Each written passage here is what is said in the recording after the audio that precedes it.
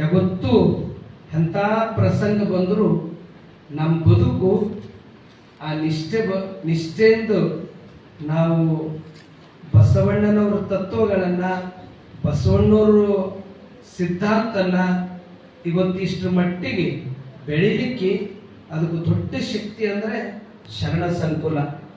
ಆ ಶರಣರೆಲ್ಲ ಆ ಬಸವಣ್ಣವ್ರು ಕೊಟ್ಟಂಥ ತತ್ವ ಎಷ್ಟೆಲ್ಲ ಒಂದು ಗಾಳಿ ವಿರುದ್ಧ ಅವರು ಶರಣ ಸಿದ್ಧಾಂತವನ್ನ ಆಚರಿಸಿ ತೋರಿಸಿದರು. ಅಂದ್ರೆ ನಿಷ್ಠೆ, ಶ್ರದ್ಧೆ, ಆ ಭಕ್ತಿ ಆ ಶರಣರದೆಲ್ಲ ಅವರು ಕಣಕಣದಾಗೂ ತುಂಬಿಕೊಂಡಿದ್ರು. ಅದರ ಸಲುವಾಗಿ ಇಷ್ಟು ವರ್ಷಗಳಾದರೂ ಕೂಡ ಶರಣರದ್ದು ಇವತ್ತಿಗೂ ಅವು ಜಯಂತಿಗಳು ನಡೀತವೆ. ಅವರು ಹೆಸರ ಮೇಲೆ ಅಲ್ಲಿ ವಿಶ್ವವಿದ್ಯಾಲಯಗಳ ಮೇಲೆ ಹೆಸರಿರ್ತವೆ, ಅಲ್ಲಿ ಪೀಠಗಳ ಮೇಲೆ ಹೆಸರಿರ್ತವೆ.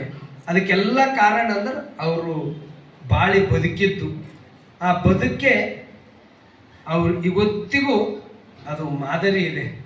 ಯಾವ ರೀತಿ ಬಸವಣ್ಣವ್ರು ಈ ಸಮಾಜವನ್ನು ಕಟ್ಟಿದ್ರಂದ್ರೆ, ಹೆಂಗಿದು ಕತ್ರಿ ಕೆಲಸ 2ಕ್ಕೆ 4, 4ಕ್ಕೆ 8, 8ಕ್ಕೆ 16 ಮಾಡ್ತದೆ.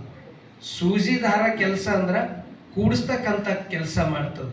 ಹಂಗೆ ಬಸವಣ್ಣವರು ಎಲ್ಲ ಸಮುದಾಯದವರು ತಕೊಂಡು ಅಖಂಡ ಆ ಲಿಂಗಾಯತ ಧರ್ಮವನ್ನ ಬಸವಣ್ಣವರು ಅದನ್ನು ಸೂಜಿ ದಾರ ಅಂದ್ರೆ ಈ ಶರಣರಿಗೆ ಇಟ್ಕೊಂಡು ಆ ಸಮಾಜವನ್ನ ಕಟ್ಟಿದವರು ಅದು ಜಗಜ್ಯೋತಿ ಬಸವಣ್ಣವರು. ಅಂತ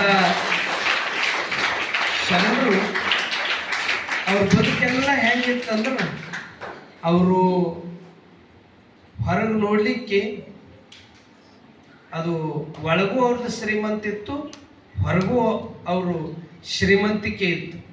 ಇವತ್ತಿನ ದಿನಮಾನಗಳಲ್ಲಿ ಭೌತಿಕ ಶ್ರೀಮಂತಿಕೆ ನೋಡ್ತೀವಿ. ನಮ್ಮ ಬದುಕು ಪ್ರತಿಯೊಬ್ಬರದ್ದು ಹೆಂಗೆ ಆಗ್ಬೇಕಂದ್ರ ಒಳಗೆ ಬಿ ಶ್ರೀಮಂತ ಇರಬೇಕು, ಹೊರಗೆ ಬಿ ಶ್ರೀಮಂತ ಇರಬೇಕಂತಕ್ಕಂಥದ್ದು ಒಂದು ಮಾರ್ಗವನ್ನು ಕೊಟ್ಟವರೇ ಬಸವಾದಿ ಶರಣರು.